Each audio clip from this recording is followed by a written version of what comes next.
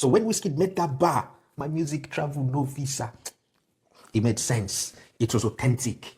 It was authentic. You understand? The thing was authentic. The thing entered.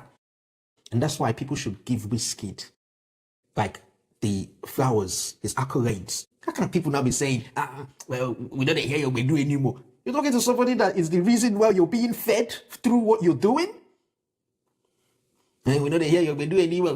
You're talking to somebody that's responsible for the reason why you're in this genre. Even if you know here Igbedu, you have to dobale. When you see Wiz, you have to dobale. Even if you know here Igbedu, you have to pay homage. Why? Because you will not be well fed if he didn't open that door for you. And he's still relevant till today. He's still relevant still today. Wizkid has got to be the GOAT of Afrobeat. We're talking about somebody that came from an early age, opened the door for international people to buy into the music. See, revenue and streaming from Nigerian views is not the same revenue income from Western views. Just because you have 1 million view in Nigeria or somewhere in Africa, that 1 million view is not the same amount of money you get for the 1 million view in the UK or in the US. So if you say, yeah, it was already popping in Nigeria, yes, it was popping, but were the artists eating? Are we going to forget we had Tony Tetula? Are we going to forget that we had, what's his name? Like even the Two-Face them and all those. Yes, do you know what I mean? Were they eating as much as they're eating today? Where people just see what they do now. But they don't scatter ahead. But I just they press everywhere. So yes, you have to pay homage. No one should ever, even if Wizkid falls off tomorrow musically, no one should ever call his name or put the stain on his name because he's the one that opened the door for you. Okay?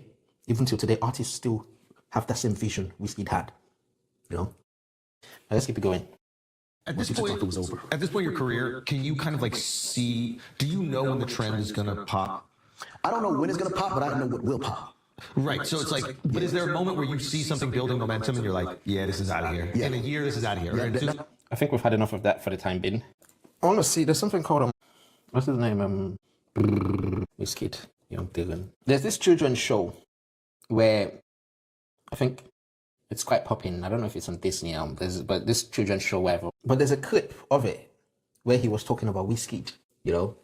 He was saying, he was literally gassed. They pretended to him that he's got a meeting with Wizkid or some stuff like that. This guy went nuts. This is a children's program of today, not of old, of today. I think it's Disney. I'm not sure. I have to look into that. And throughout basically the whole episode was about him trying to meet Wizkid. That's to tell you that Wizkid is not on the same level as a lot of artists, or people just call Wizkid's name anyhow. This is a Disney show for kids, watched by millions. And in the whole episode was him trying to meet Wizkid, you know? Maybe I'll look into it after, but I'm not sure this is it. Music is my thing. Music is my thing. Like how your things are science, fashion, and tutoring, my things are music, being awesome, and being awesome. You said being awesome? Yeah, that's the show, but I can't find the Wizkid bit, but you should check it out. They literally dedicated the whole episode to Wizkid. Wizkid was not even on the show or anything, but it's to show you, say Wizkid has gone far. You know, FC for life. FC is not easy. You know how many people are FC? Yeah, FC.